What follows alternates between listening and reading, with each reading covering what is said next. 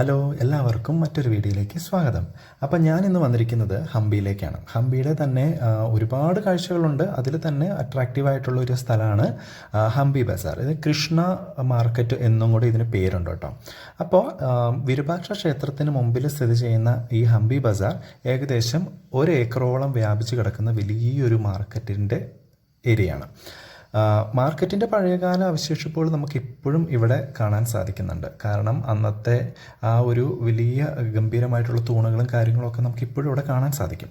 കാരണം എന്താണെന്ന് ചോദിച്ചു കഴിഞ്ഞിട്ടുണ്ടെങ്കിൽ, ഇത് ശരിക്കും പറഞ്ഞിട്ടുണ്ടെങ്കിൽ അമ്പലത്തിന് ഓപ്പോസിറ്റായിട്ട് അവിടെ നിന്ന് പടികൾ ഇറങ്ങിയിട്ട് വേണം താഴേക്ക് വരാൻ. അതായത് ഈ മാർക്കറ്റ് എന്ന് പറയുന്ന സ്ഥലം വളരെയധികം താഴ്ന്നിട്ടാണ്. അപ്പം ഇതിൻ്റെ പ്രതാപകാലത്ത് ഇത് വളരെയധികം ആക്റ്റീവായി പ്രവർത്തിച്ചുകൊണ്ടിരുന്ന ഒരു മാർക്കറ്റ് പിന്നീട് ഇതിൻ്റെ പതനകാലത്ത് ഇതിൻ്റെ മണ്ണും ചെളിയും ഒക്കെ വന്നിട്ട് മണ്ണ് കൊണ്ട് ഇതെല്ലാം മൂടപ്പെട്ടിരുന്ന ഒരു സ്ഥലമാണ്. ചതുപ്പ് നിലമായിട്ട് കിടന്നിരുന്ന ഒരു സ്ഥലമായിട്ടാണ്.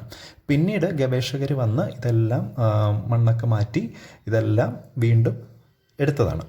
പിന്നെ പോരാത്തതിന് ഇതിൻ്റെ ഈ തൂണുകളും കാര്യങ്ങളും എല്ലാം കുറേയൊക്കെ നശിച്ചു പോയി. എന്നിരുന്നാൽ പോലും ബാക്കി കുറച്ച് ഭാഗങ്ങളെല്ലാം അവർ വീണ്ടും സെറ്റ് ചെയ്തിട്ട് വെച്ചിരിക്കുന്നതാണ് ഈ കാണുന്നതൊക്കെ. ഈ കൃഷ്ണ ബസാർ എന്ന് പറയുന്ന ഈ ഹംപി മാർക്കറ്റ് ഉണ്ടല്ലോ, ശരിക്കും പറഞ്ഞിട്ടുണ്ടെങ്കിൽ എല്ലാ അമ്പലങ്ങളോടും ചേർന്ന് തന്നെ വലിയൊരു മാർക്കറ്റുകൾ ഉണ്ടായിരുന്നു. അപ്പം ഈ മാർക്കറ്റിൻ്റെ ഒരു സൈഡിൽ പൗരപ്രമുഖരും വലിയ ആളുകളൊക്കെ താമസിച്ചുകൊണ്ടിരുന്ന അവരുടെ വീടുകളുടെയും ഒക്കെ അവശേഷിപ്പുകൾ നമുക്കിവിടെ കാണാൻ സാധിക്കും. വിജയനഗര സാമ്രാജ്യത്തിൻ്റെ പ്രതാപകാലത്ത് ഈ സ്ഥലം വലിയൊരു മാർക്കറ്റായിട്ട് സ്ഥിതി ചെയ്തിരുന്നു എന്ന് പറഞ്ഞിട്ടുണ്ടല്ലോ. പക്ഷേ ഇപ്പോഴും അതിൻ്റെ പ്രാധാന്യവും അതിൻ്റെ ഭംഗിയൊന്നും ഇപ്പോഴും നഷ്ടപ്പെട്ടിട്ടില്ല. സഞ്ചാരികൾക്ക് ഇത് കാണുന്നത് വളരെയധികം കൗതുകമാണ്.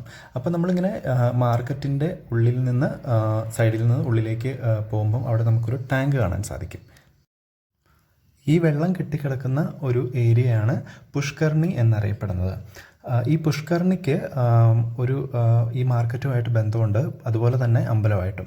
കാരണം എന്താണെന്ന് വെച്ച് കഴിഞ്ഞിട്ടുണ്ടെങ്കിൽ, ഈ മാർക്കറ്റിലെ ആവശ്യങ്ങൾക്കായിട്ടും അമ്പലത്തിൻ്റെ ആവശ്യങ്ങൾക്കൊക്കെ ആയിട്ടും ഇതിൽ നിന്ന് വെള്ളം അവർ ഉപയോഗിച്ചിരുന്നു.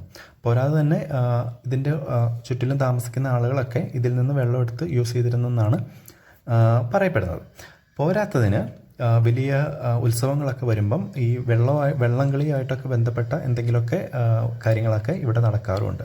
ഇവിടെയൊക്കെ ഇപ്പം ഇതിൻ്റെ എല്ലാം തൂണുകളും കാര്യങ്ങളൊക്കെ നമുക്ക് കാണാൻ സാധിക്കും. പക്ഷേ ഇവിടെയൊക്കെ ഒരുപാട് മൂർത്തികളും കാര്യങ്ങളൊക്കെ ഉണ്ടായിരുന്ന ഒരു കാലമായിരുന്നു പണ്ട്. അപ്പോൾ ഉള്ളിലേക്ക് നമ്മൾ ഇറങ്ങിച്ചെല്ലും തോറും നമുക്ക് കാണാം, ഇത് ഭയങ്കരധികം വലിയൊരു ടാങ്കാണ്. ഒത്തിരി വെള്ളമുണ്ട്. അപ്പം ഇതിൻ്റെ ചുറ്റിലും ആളുകളൊക്കെ മാർക്കറ്റ് വളരെയധികം ആക്റ്റീവായിട്ട് പ്രവർത്തിച്ചിരുന്ന ഒരു സാഹചര്യമായിരുന്നു അന്നുണ്ടായിരുന്നത്. നോക്കൂ, വളരെയധികം ഭംഗിയില്ലേ.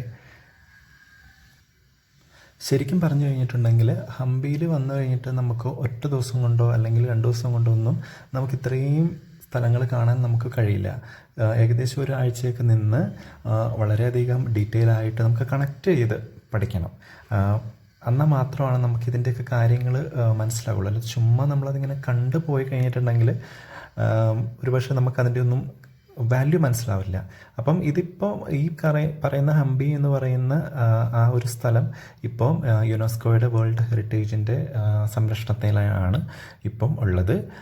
പോരാതെ തന്നെ ഇത് മെയിൻറ്റെയിൻ ചെയ്യാനും പ്രൊട്ടക്റ്റ് ചെയ്യാനും ഒക്കെ ആളുകളും ഉണ്ട്, കമ്മിറ്റീസൊക്കെ കാണുമായിരിക്കും. പിന്നെ ഇതിൻ്റെ ഉള്ളിൽ നിന്ന് കഴിഞ്ഞിട്ടുണ്ടെങ്കിൽ കാണുന്ന ഏരിയയാണിത്. അപ്പോൾ ഞാൻ കുറച്ചും കൂടി മാറി നിന്നിട്ട് എടുത്തിരിക്കുന്ന ഇതാണ്. കണ്ടോ, എത്ര മനോഹരമായിട്ടാണ് ഇതെല്ലാം ഇവർ പണിതിരിക്കുന്നത്. അതിൻ്റെ മേളിൽ കാണുന്നതൊക്കെ ഈ ഇടയ്ക്കൊക്കെ പണിതിരിക്കുന്ന കുറേ ബിൽഡിങ്ങുകളാണ്. അപ്പം കാഴ്ചകളൊക്കെ കണ്ടു കഴിഞ്ഞപ്പോഴത്തേക്ക് എനിക്ക് നന്നായിട്ട് വിശന്നു. അപ്പോൾ ഇവിടെ ഒന്ന് ഫുഡ് കഴിക്കാൻ വേണ്ടി വന്നേക്കുക. അപ്പം ഇനിയിപ്പോൾ ബാക്കി വിശേഷങ്ങളെല്ലാം ഫുഡ് കഴിച്ചിട്ടാണ്. അപ്പം മാംഗോ ട്രീ എന്ന് പറഞ്ഞിട്ടുള്ളൊരു റെസ്റ്റോറൻ്റാണ്.